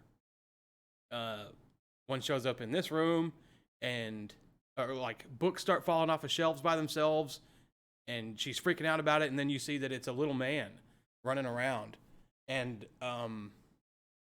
she... Get out of here, you fucking mosquito hawk. But yeah, she spends the night running around with a broom chasing these little men. Eventually one of them shoots at her with a fucking laser gun. And when you get a good look at it, this little man is wearing a suit, like a space travel suit, like a space suit, with little antenna on it and shit. And but it's definitely made for traveling in outer space. And she kills one of them somehow. I think she sets it on fire. And one of them gets loose. And she runs off. She eventually tracks the last one to her roof. And she climbs up to the top of her roof and she sees like a spacecraft parked on her roof. And on the side it says, United States of America. We were the aliens, and she was a fucking giant. Yeah. Okay, that's pretty cool. That was an interesting I was like, well, I have to watch the rest of this. This is awesome. Yeah. That's a neat take on it. I did not expect that ending. Yeah, I didn't either. I was like, oh shit, that's cool. That's really well done for the fucking 60s, man. That black and white shit blew my mind. They had some real good storytelling back then. It might have been very shitty to watch because, its production value and all that. Honestly, it really wasn't all that bad. Like, those are professionals. That woman had me convinced that she was just a primitive earthling. Yeah. Yep. She's an alien. Yeah. Carbon-based alien. Monkey, too. I ain't no monkey. Ain't no monkey. You just used to be a monkey. Ain't one no more. Oh, okay. Do you want to hear my theory on aliens and stuff? Sure. I have a few of them. One of them being that we are some kind of experiment, Mm-hmm. and every now and then, all these sightings and stuff you have is just them checking in on their. Okay. I like that theory, and I will raise you another tinfoil hat. Okay, let's Okay. hear it, tinfoily. So, I love the Y-Files. This show on YouTube. Anybody listening to this needs to go check them out immediately. Fucking hilarious. And wasn't out. Well, some of it's hilarious. Most of it's just interesting. It's like it's got this ex, like, news broadcaster. Like he was a professional, either a radio caster or he worked on the news or something. And he has very clear and concise delivery. He does lots of research before he makes a video, before he releases it. And he just recently blew up. He's got like 1.5 million followers now, and that all happened within the past 6 months. Impressive. Yeah, good on him. Proud. Like, fantastic. And the content's really good. But he had a video a while back about the hollow moon theory. Oh, okay. You know what? I've heard very similar to this. Mm-hmm. Yeah, go ahead. So, it was one of the missions to the moon, and one of the Apollos, or something like that. When they were leaving the moon, they dropped something. They released something to go back to the moon, and they just listened to it just because they had the capability to do that. And when this thing landed on the moon's surface, the moon rang like a fucking bell for about 30 seconds, which is Pretty long. it's a long time for a planet or a moon to ring. Long time for a fucking bell. Yeah, it's a long time for anything. Like it reverberated, it went out. And they're like, well, that's interesting. And they dropped something a little heavier, and it rang for even longer. You know, it rang for like 2 fucking minutes. So, okay, this is my question. You're standing there and you drop something. Imagine, if you would, if you're standing on a giant bell.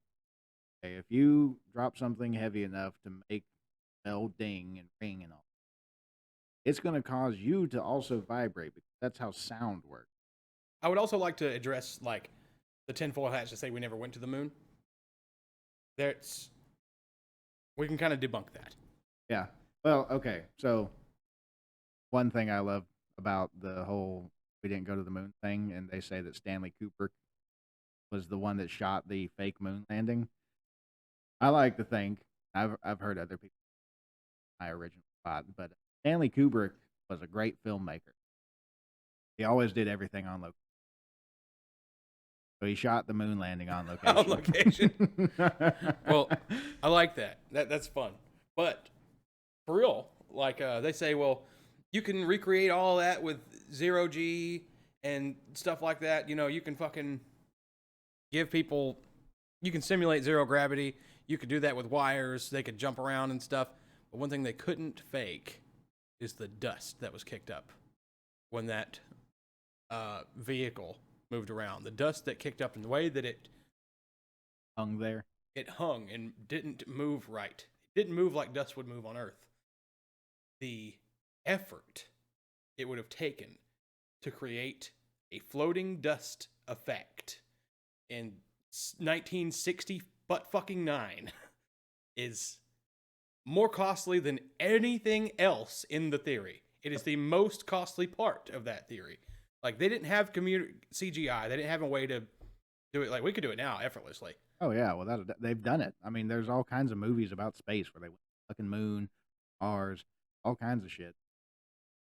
Supposedly accurate. We can make you see anything. We can put Scarlett Johansson. Scarlett Johansson, that's her name? Yeah. Yeah, we can put her face on a porn star. Just watch her get wrecked. We could turn the moon into Scarlett Johansson's titties if we wanted to. Absolutely. And it'd look pretty good, you know? I imagine they would be. Put enough money behind anything. I would rather look at that than the moon. But the dust effect was possible to reproduce that. Yes, but like, is it real? In 1969, in order to get that shot, that perfect shot with a vehicle, we just didn't have the resources. No. Like, well, and and it's such a minute detail that has never even been brought up, by anybody who was associated with it. Well, they brought up the dust itself, about how it got into everything, and that's one reason they didn't want to go back. Like, it fucked with their electronics. It was so fine. well, a lot of people don't realize this is we actually went to the moon like 4 or 5 times. We did. There were several Apollos. Yeah. Everybody likes to forget that notion. Like everybody's hung up on Neil Armstrong. If there was like a whole 4 or 5 other crews that went to the moon. Yep. And that's where a lot of this hollow moon theory is coming from. Like, there's a lot more information. I wish I could remember it. Fucking, the theory is that, well, there were some classified reports that some people leaked, but at this point, from all the stuff that was leaked, we're not really sure what's information and what's disinformation, because the government, whenever the UFO society became a thing where they'd meet up and have these meetings, the government literally, they literally inserted disinformation specialists to flood the market with stories that were not true, so that no one would know what actually happened and what didn't happen. Well, yeah, And it was incredibly effective. We haven't been able to riddle that out since the 60s. We have no idea. But why would they do that if some of it wasn't true? Something we've heard is true. We just don't know which one. Why would they put out amongst them? Well, it's likely that some information that wasn't supposed to get out got out. So then they put out a bunch of bullshit information to confuse everybody. So you don't really know enough stuff that people still believe that is just absolute garbage, that no one really knows what is real, and the fucking people in the community are turning on each other and saying, that's bullshit, no, that's bullshit, no, that's bullshit. And we don't really know. Well, okay. This is how I kind of. So if you go off of some information got out that do right.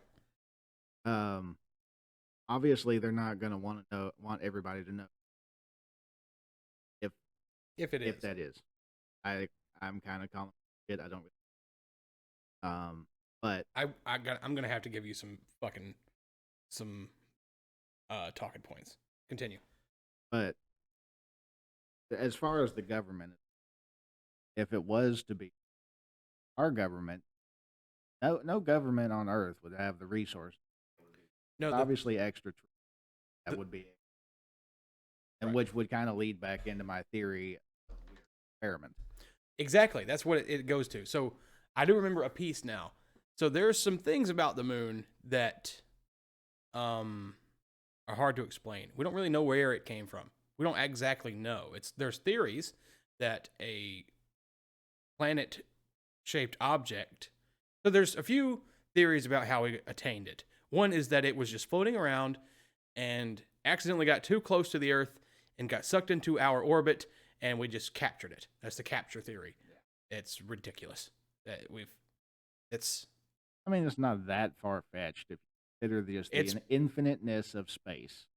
Because we're considering the infiniteness of space, it is pretty far-fetched. The odds of that happening are millions and millions to one. Other planets have moons.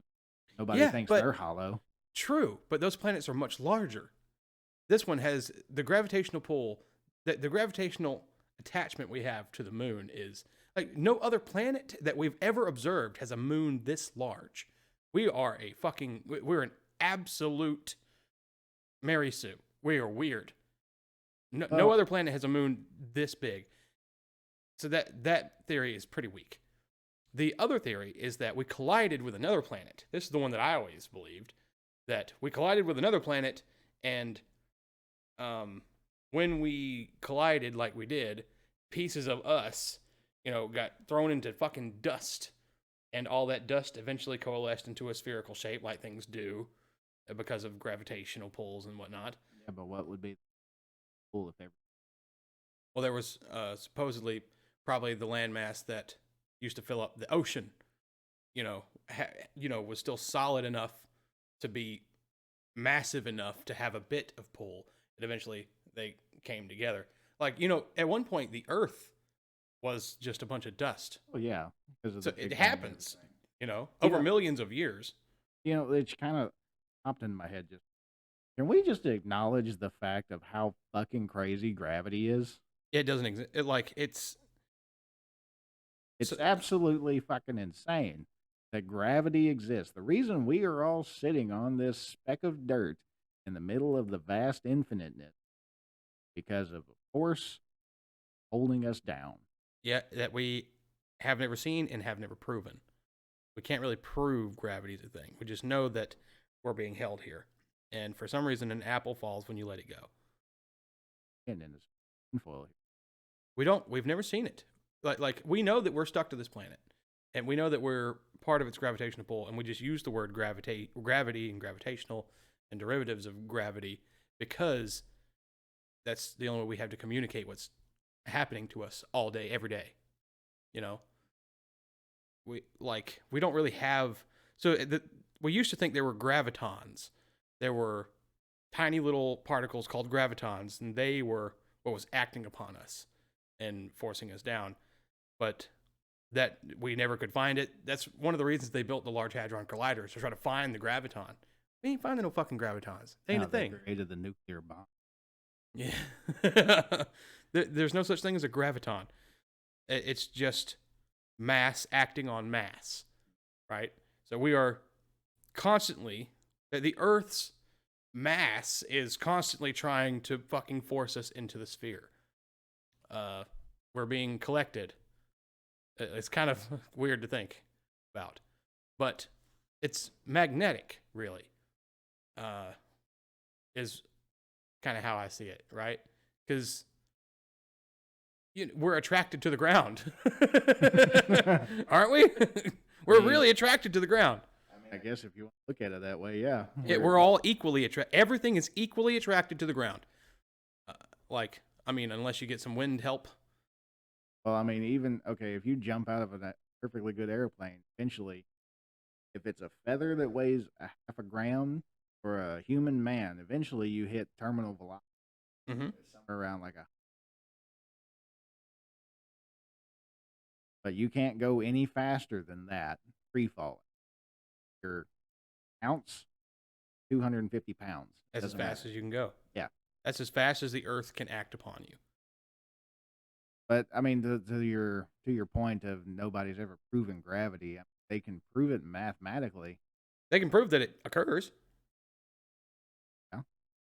Absolutely. But it is a real thing. I just think it's absolutely butt fucking insane that it even exists, because somehow through whatever, all this stuff collects and makes up.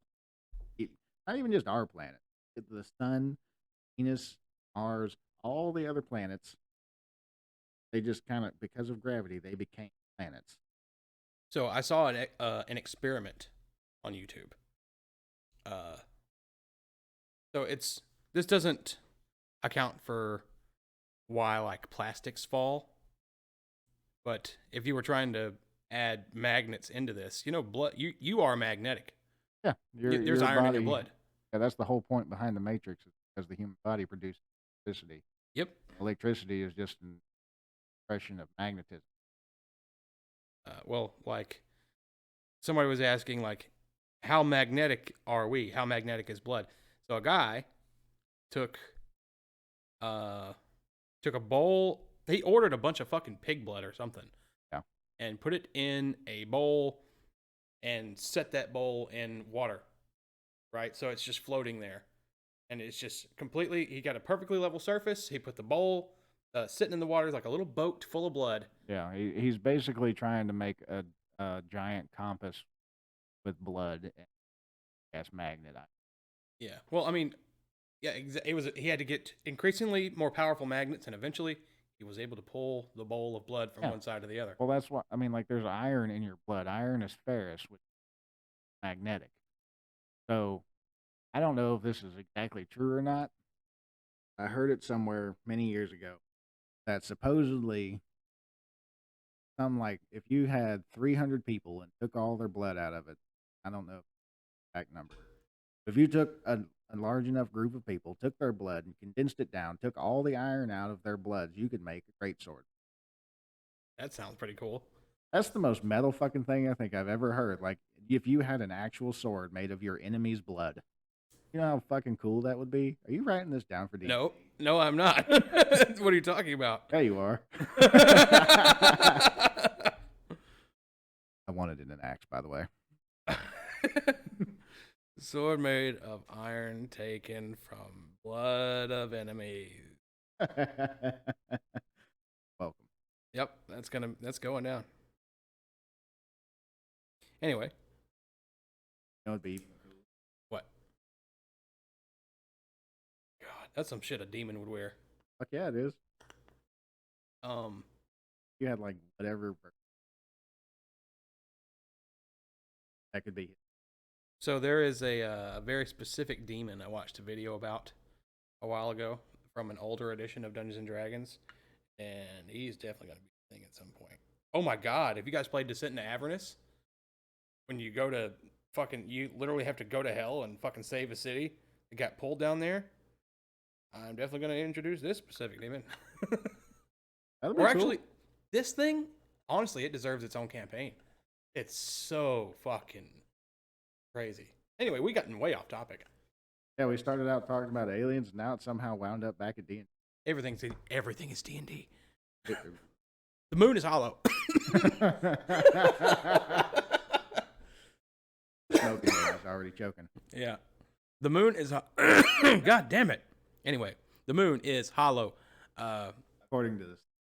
So, yeah, I never even got through with all the other theories about how the moon was created. So, like, the moon, there's no other moon that we have observed, or no other planetary system that has a moon this large. It's the largest one that we know of in existence. We've never seen anyone quite this big. The alignment, its proximity to the Earth is uncannily perfect for eclipses to occur. There's also no other there's no other moon that aligns so perfectly with a planet that you can get a perfect eclipse. Our experience of eclipse is absolutely rare. We are one in trillions from its size, our proximity from it, so we can experience a fucking eclipse. That's weird. A total eclipse of the moon. We and the sun too. Like everything. We eclipse both. We get between the sun and the moon and make a perfect shadow on it. It gets between the sun and us and gives us a perfect shadow. Like, that is mind-bogglingly, mathematically improbable. Well, it's just the same as mathematically improbable as us fucking existing. Right. Because our planet is literal Goldilocks. Yes. But the first two theories don't help us account for any of those bits of weirdness. You know, like us gathering it and it just happening to be in that perfect spot. One in trillions in trillions. Something colliding with the Earth and making that thing, that's, more probable than us collecting it. But still, the perfect proximity is so strange. And usually whenever two planets do that, one mass wanders away. It's weird for us to keep it. Yeah, well, the moon's actually getting closer to them. Yes. It gets closer, basically, by fractions of. Indeed. But it's been getting closer for millions of years. Well, yeah, I mean, it's floating around here. God knows. So that math is, so it hasn't, the proximity thing is, but how do we know? What the fuck do we really know? But the only theory that really solves all of those is that it's a man-made craft. Man, quote unquote. Yeah, I mean, it could be anything. So, like, it is an artificial craft. The theory is not just that it's hollow; it's that it's a spaceship. Yeah, it's There's a Death Star inside it, and it is peppered with litter from the asteroids it has defended us from. There's a term what you're talking about. I want to say it's terraforming, but it's not. It's I don't know. It's a fucking Death Star. Yeah. But Well, I mean, for all we know, it could be fucking. We literally don't know. We don't know what we don't know. right, we don't know what we don't know. It's an unknown unknown. But we do know that it rings like a bell. There's definitely, supposedly, I mean, yeah, I guess so. It's an official NASA report. In an official NASA report that Yeah. But if we just don't believe anything anyone ever says, then why are we talking? You know, why should you believe anything that I say? Exactly. But like, you know, what's the point of having anything? I don't know. I mean, it is a cool fucking idea, though. I mean, Yeah. I'm not immediately turned away from it. I'll be honest I'm with not you. offended that you don't believe it. It's a fucking crazy I mean, theory. I'm just trying to crack holes in any. I like the theory. look. I'll be honest with you. I play devil's advocate on this kind of thing a lot because I don't. He says most of the time, Yeah. but at the same time, I'm also pretty all for a lot. Like Wi-Fi sort of halfway sold me on it. That like the guy who was telling the story, he said I don't really believe it, but he said he was expecting to make this. He heard this theory and he was expecting to make a video about all the, building up. His video structure is that he gets a theory, he unloads it the way that someone who wants you to believe it unloads it, and at the end he just completely debunks it. Throws it away. It Yeah. tells you all the reasons that's silly because he did the research and realized that well, this happened and that happened and this happened and sorry, this one's broke. This is not real. It can't possibly be. But he said that's not what happened here. Yeah. While making this video, he couldn't find any good reason for how come it isn't true. There's nothing like Well, there's nothing that. At the same time, there's nothing that proves it. And there's nothing that disproves it. right. So You can't prove it, but we also can't disprove it. yeah. Like I mean, it's more feasible than flat Earth. Oh yeah. I'll be honest with you. Like, it sounds kind of bullshit, but I like the theory. Like, I I can not believe in something and still love the fact that it's out there. Like, Yeah, I like that this is out there. I like the idea. it's a cool story. Yeah. At the very least, it's a great story. I would love to see a movie about Hollow Moon. I bet you they can do it. Actually, you know what? Did you ever watch the show Inside Job on Netflix? I think I did actually. Start describing it. It's okay. So the main character is I think something Ripley, a woman, and she works for um basically like, okay, like the Illuminati and stuff.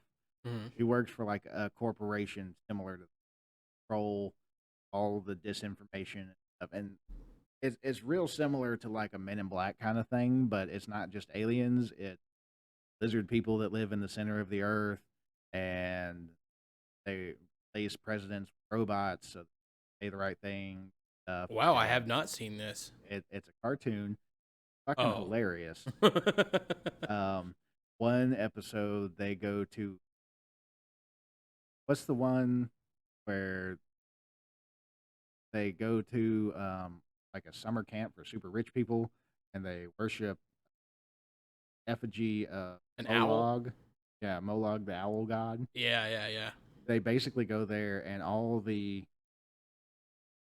conspiracy centers they all gather. So lizard people actually can naughty shows.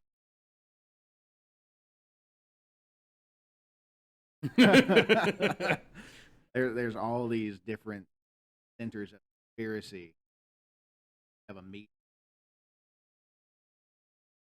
Hunger Game type thing, particular agency to see who gets to be for the year, and it's pretty fucking. Yeah. If you haven't seen it, you need to watch it. It's on Netflix. 2 seasons. It's pretty good. Okay, so Ripley character, she's a scientist that works for. I think they're called Incognito. Is the company name? They're the ones that control a lot of the conspiracies, and it's her There's a guy named Mike who is a sentient mushroom from the center of the earth. What? Wow. Yeah. And then there's another guy, this little Asian dude, I can't remember his name, and he makes all kinds of drugs. He makes all the drugs, and he constantly high because why not? Having a supply of psychedelics, interesting things to do. And a friend that's a whole mushroom. Yeah, you have a friend that's a whole mushroom. And then there's a general that volunteered for experimental procedure back in like the 70s during Vietnam. And he's half man, half dolphin. I swear to God. You remember the episode of King of the Hill where they thought they uncovered Project Walrus? And, oh yeah, with Bill. Yeah, and that's why he's all fat and hairy and bald and stuff. When he was such a fucking Chad in high school, and he came back from the army and he was a fucking wreck. Yeah. The military done gone and got me up with a bunch of different drugs and turned me into a fat slob. But it turns out that wasn't true at all. Yeah, he's just a fat slob. Yeah. They didn't turn him into a walrus. They didn't give him any blubber. They didn't make his hair fall out. He just was fat. Yeah. Yeah. That's an interesting. Can you imagine if that was true? Yeah. I mean, no. I don't want to. That would suck. Well, we all got the poke. So, yeah. We could be turning into walruses. Either in truth in that. Yeah, I suppose so. Maybe there's a little walrus in there. Could be part walrus. Yeah, might be pulling down them walrus genes. Maybe there's tiny little nanobots in there that designed to get up in our brain holes and control us. And there's one part of me. You've been to the government's full of DMV. All at something. Yeah. So the fact that if any of this is true, they kept all this under wraps. They got to be paid a lot better. Yeah. Well, how much fucking got? How much are the? What's the Central Intelligence? The CIA. How much are they fucking making? It's got to be a lot, right? I would hope so. If you're in charge of the secrets of the nation, you should probably be getting paid pretty good. Yeah. You know, otherwise, what's stopping you from telling that shit? Well, there's a lot of these fucking UFO whistleblowers that are, previously like super tied to the CIA. Like that's where a lot of that disinformation shit comes from. There's this one dude who, oh my God, he drove this guy crazy. It drove this guy insane. This guy was playing with a radio in the 60s. Yeah, and he started intercepting a signal from, I believe it was like Area 51. It was out in fucking New Mexico. And he was intercepting some signals that seemed kind of crazy. And it was people talking about, it was military people talking about like contact with aliens and shit like that, crazy stuff.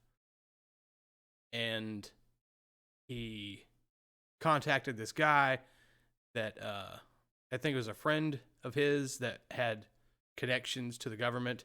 It's like, dude, I'm picking up some crazy shit. I'm picking up some really crazy shit. You need to hear this stuff. Let him hear it. And then he made a phone call to his buddy, and that was in the government. And they ended up connecting him to that guy. The guy was like, so you're not supposed to hear that stuff, but keep listening. That's from a different branch, and we'd like to know what the fuck they're up to. Or something like that. They have a civilian mole. Yeah. So he just kept listening and listening and listening and hearing more and more crazy stuff about how there is a race of reptilians down there that they have partnered with and made a deal with for this, that, and the other. And he became privy to all kinds of shit. Just craziness. Absolute wild shit that would blow your fucking mind that he's not allowed to say anything to anybody to or he'll fucking die. You know, Yeah, if you had a death wish, you stumbled across some military/government information like that, spread you it. you'd die pretty quick as soon as you started flapping your cocksucker. Here's the thing: the man who got in contact with him was a disinformation agent. He then got in contact with the person who was running the broadcast. The broadcast was originally a disinformation broadcast. Yep, it was being broadcasted specifically because someone with maybe a spy background would be able to decipher it and find it. But this guy found it. And it was to confuse possible Russian spies.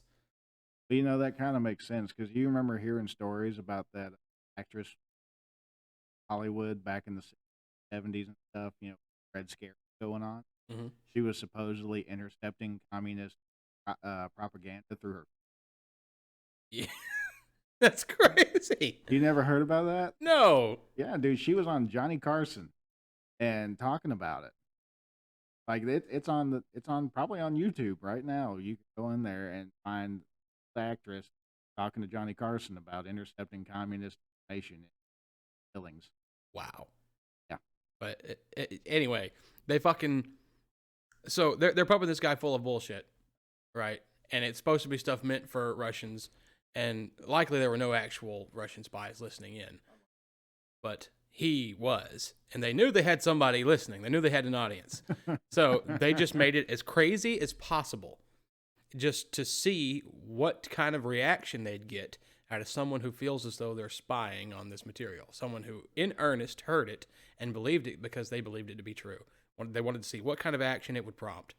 And the guy, for 40 years, 40 years. He listened for about 10 years and then the broadcast stopped.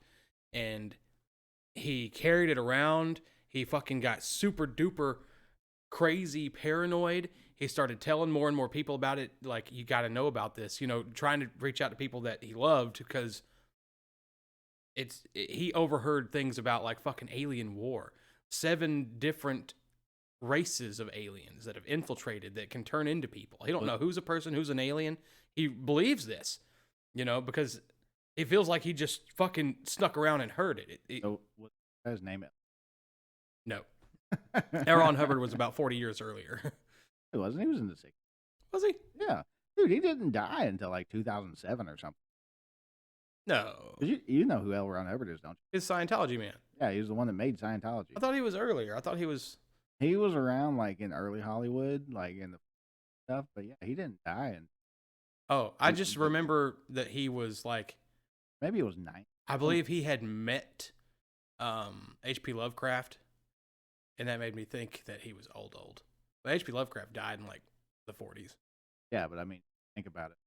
Somebody dying in 2006 is exactly that far fetched.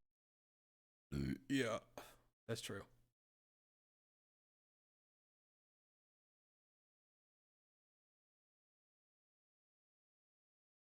It's gonna be 82, and think about 80 years ago. That was My papa was born in 41. right there, smack dab in the middle.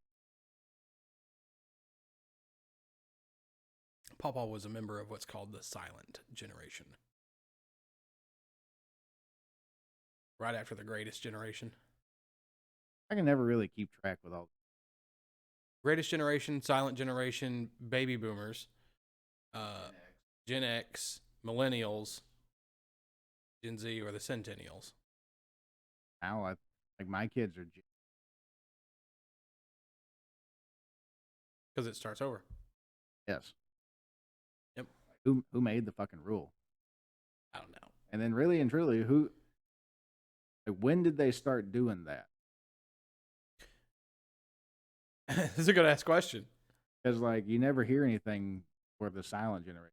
Just I guess you got the Roaring 20s. I don't know if you I think that was the greatest generation. Right? I guess. I think. Well, actually, we're nearing the 2 hour mark. I think this is a good spot to hit it. Oh. Yeah, I think this is a good one. How you want to send it off? No. Good. Well, I guess I just hope somebody fucking listens. I'll listen to it. I mean, I'll probably listen. Yeah. We got some good tinfoil hat stuff in here, and the guys I work with love a good tinfoil hat story. I'm gonna bring some more tinfoil hats. Well, I got plenty of tinfoil hats. Oh yeah. I'm gonna start watching more Wi-Files. I'm gonna take notes, motherfucker. I'm gonna bring this shit. Yeah, we're gonna do this. So if you're listening, stay tuned. Back next time. Yeah, and there's not a chance I'm going to work tomorrow. Hope to see you.